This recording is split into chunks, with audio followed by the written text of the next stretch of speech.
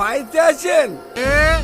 ময়ূরুদ্দি বল কি হয়েছে? সেই বংশের জেনি আমার মেয়ের ঘরে ওই মেয়ের আমি আর বিয়ে দিতে পারবো?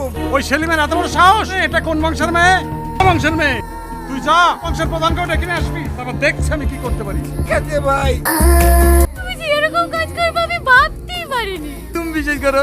বিশ্বাস তো আবার তোমাকে? ভাবি, ভাইকে অমন করে বকো না। ভাই এমন কাজ করতেই পারে না। তুই এর মধ্যে কোনো একটা রহস্য আছে। ভাই মনরা সবাই চলে এসেছে, তোমাকে ডাকছি। যাচ্ছি চলো। আচ্ছা বলো তো মা, কি হয়েছিল? প্রধান সাহেব, কিছুদিন আমি ঘরে গেছি, সেলিম আমার ঘরে গিয়ে ওকে পেছন থেকে জড়িয়ে ধরে। এই মান তো মেয়ে হয়ে এত বড় মিথ্যে কথা বলতে পারলি? তোমাদের দুজনের বিয়ে দিয়ে কোনো আপত্তি আছে? না। তুমি কি বলছো? আপনারা যা ভালো মনে করেন। ঝামেলা চুকেই গেল। তোমার সাহেবকে ডেকে নিয়ে আয়, আমি বিয়ে পড়াবো।